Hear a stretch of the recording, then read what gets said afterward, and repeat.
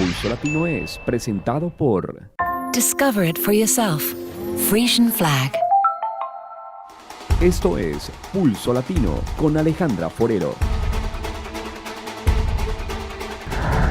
Bienvenidos a una emisión más de Pulso Latino. Agradecemos por su sintonía. Iniciamos nuestra emisión con imágenes que será el nuevo complejo o facilidad multifuncional que vendrá en el área de Nord. Allí, el primer ministro de la isla, Mike Eyman, ayudó a poner la base de concreto en este lugar que se convertirá en uno de los espacios donde los habitantes podrán encontrar distintos servicios como pago de recibos, oficinas de gobierno y mucho más.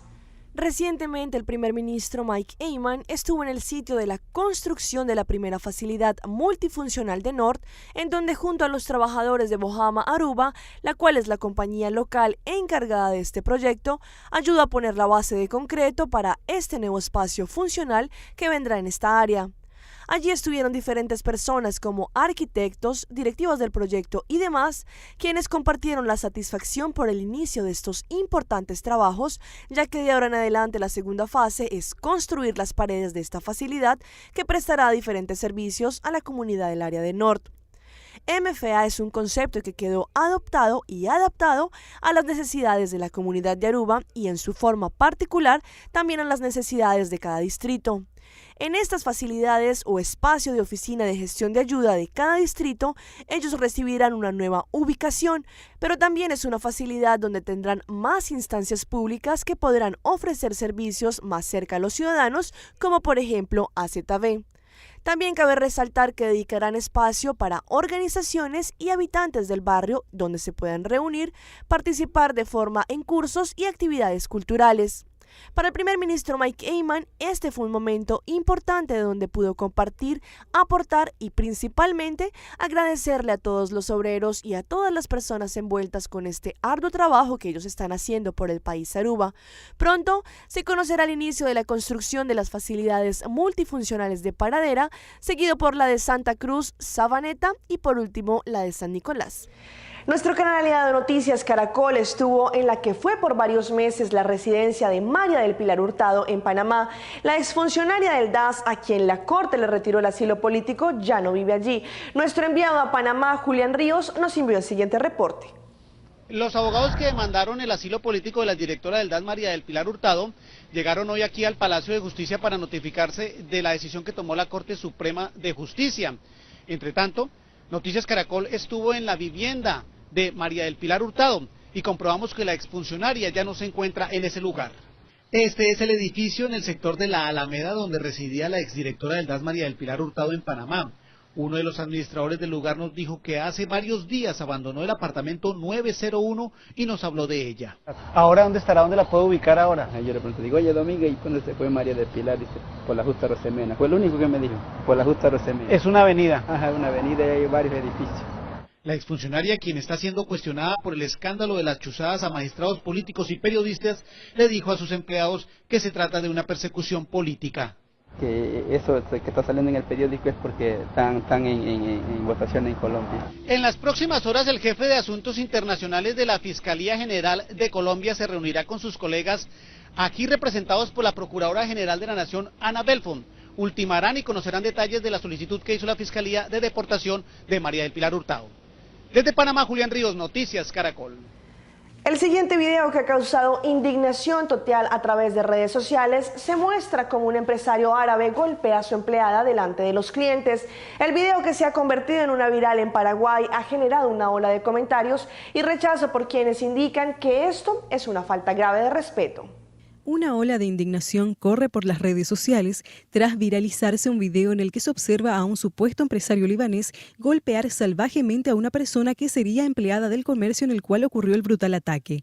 La Fiscalía ordenó la captura del hombre identificado como Hussein Adwi. Si bien en principio se aseguraba que la víctima era una mujer y que el agresor era empleador de la misma, esta versión fue desmentida este domingo por el propietario del comercio, identificado como Mohamed Barakat, quien ante la fiscalía aseguró que el altercado lo protagonizaron dos hombres, ambos árabes, y el trasfondo sería más bien económico. De confirmarse esta versión, se trataría de un delito de acción penal privada, en cuyo caso la fiscalía no puede actuar de oficio y al no haber una denuncia sobre el hecho, el caso no se indagaría. El plan de regularización de extranjeros inició con limitaciones en algunas provincias de República Dominicana, mientras que el Distrito y Santo Domingo serían al final de esta semana. Desde la gobernación de San Cristóbal, Andrea Ramos nos tiene los detalles.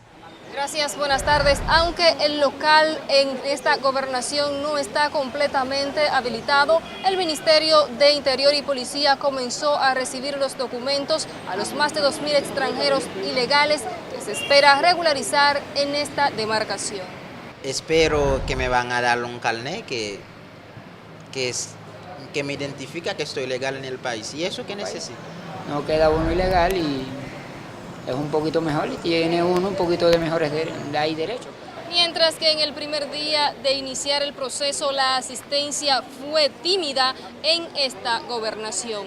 La mayoría tiene miedo de arrancar para acá, tiene temor para que nos lleven para allá. Quizás la mayoría piensa que pueden ser deportados, pues no es así. Al contrario, queremos que formen parte de la sociedad dominicana, pero de la manera legal. Algunos de los entrevistados aseguran que no están informados de cómo funcionará el plan ni los requisitos para acogerse. Todavía los paisanos no entienden muy bien qué dice ese proceso. Una vez los extranjeros ilegales depositen los documentos, tendrán un plazo de 45 días para recibir el documento que certifique su estado de legalidad en el país. Es toda la información que tengo desde San Cristóbal. Retorno con ustedes al Centro de Noticias. Recientemente el ministro Mike de Mesa junto al ministro Otmar Oduber estuvieron visitando uno de los lugares más representativos del área de San Nicolás, el Yola Vest Sport Park, una joya de proyecto del cual su mayor beneficiario serán los niños de esta área, quienes podrán contar con un espacio para practicar sus deportes favoritos. Recientemente ministros y parlamentarios estuvieron visitando una de las joyas más importantes del área de San Nicolás, el Yola Vest Sport Park.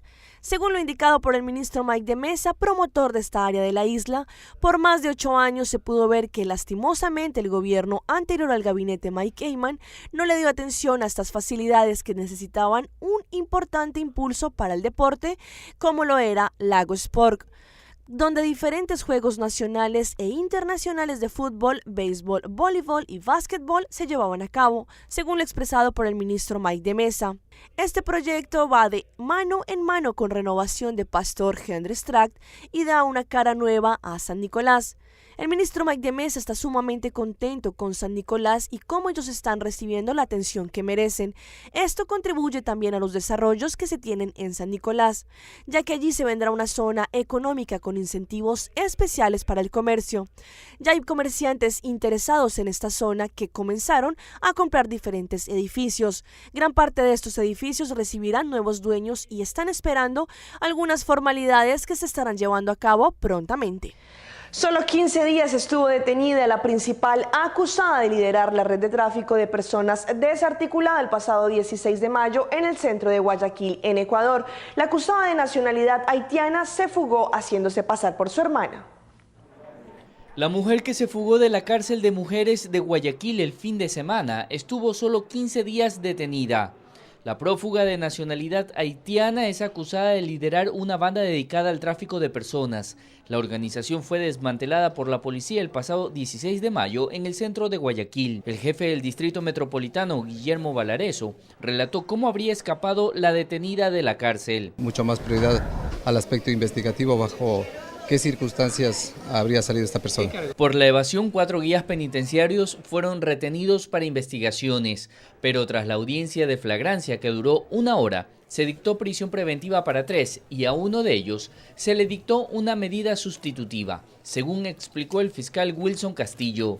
El grado de participación se lo establecerá en el transcurso de la instrucción fiscal, luego de las investigaciones correspondientes. Este rato se presume participación en la infracción antes señalada. Sin embargo, la Fiscalía no descarta que durante la investigación se vincule a los policías que ese día estuvieron custodiando el centro penitenciario. Por su parte, familiares de uno de los guías detenidos señalaron que él había avisado sobre la fuga, pero también fue vinculado en el proceso. Él a la tarde que ya ingresaban, generalmente todas las internas le faltaba una PPL. Y él da la voz de alerta y se produce toda esta situación. la cual esta ciudadana haitiana ha evadido los controles. Mientras tanto, la policía ya ha designado un grupo especial para la búsqueda de la prófuga, por lo que se espera que en los próximos días sea recapturada.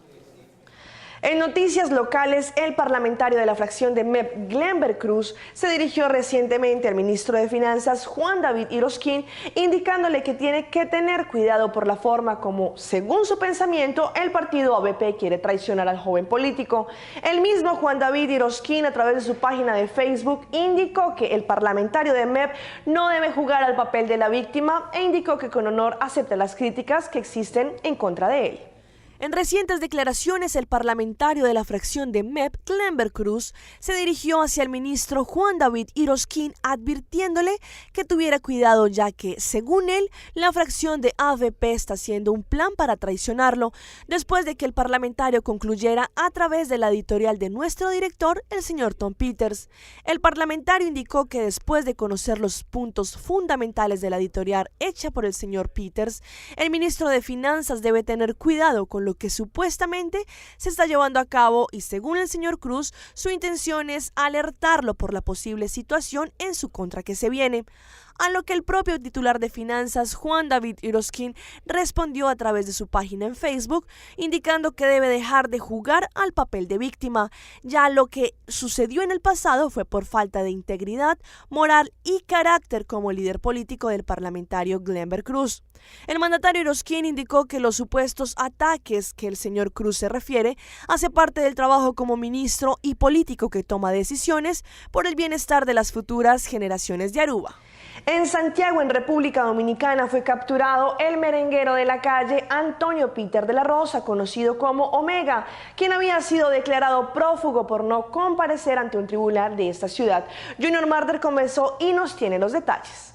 Gracias. Tras permanecer más de 15 días prófugo de la justicia, el artista del género urbano Antonio Peter de la Rosa, conocido como Omega, fue enviado en el día de hoy a la cárcel, luego de que le variaran la medida de coerción a 3 meses de prisión preventiva. Omega, mientras era trasladado a la cárcel del Palacio de Justicia, alegó tenía el virus de la chikungunya. Pero yo creo que ya con el tratamiento que tomé, creo que estamos... Y intentamos tocar anoche, creíamos que ya entendíamos que no teníamos ningún problema con la justicia, ni debíamos presentarnos. Ha sido una falta de comunicación con los abogados. Yo veo que los abogados míos ni siquiera están aquí, voy a tener que tener otro abogado nuevo, no sé, o bajar solo. Yo estaba enfermo, entonces cuando tenía que venir a filmar, a veces uno tiene gente mediocre al lado, yo nada más trabajo y me acuesto tarde. Si no me levanté y no me ayudan, yo sé que soy culpable, pero es que somos humanos. Sí, supuestamente. Sin yo tener pistola, ni disparar, ni nunca hacer nada contra nadie en 3 meses. Así. Pero por tú no venir a firmar es justo que te den 3 meses. Que de las 21 familias que trabajen contigo pase hambre y tus 6 hijos. Por no venir 3 meses, eso no es justo. La fiscal de Santiago, Luisa Liranzo, informó que el apresamiento del artista se llevó a cabo en coordinación con autoridades de Santo Domingo. Bueno, nosotros tenemos lo siguiente, y es que hay que procesarlo de acuerdo a como establece la misma resolución y llevar el proceso como establece también la norma procesal penal. De acuerdo con Liranzo, el Ministerio Público continuará con el proceso, a pesar de que algunas de las víctimas desistieron del caso. Vuelvo contigo. Vamos a un corte comercial, pero ya regresamos con más información aquí en Pulso Latino.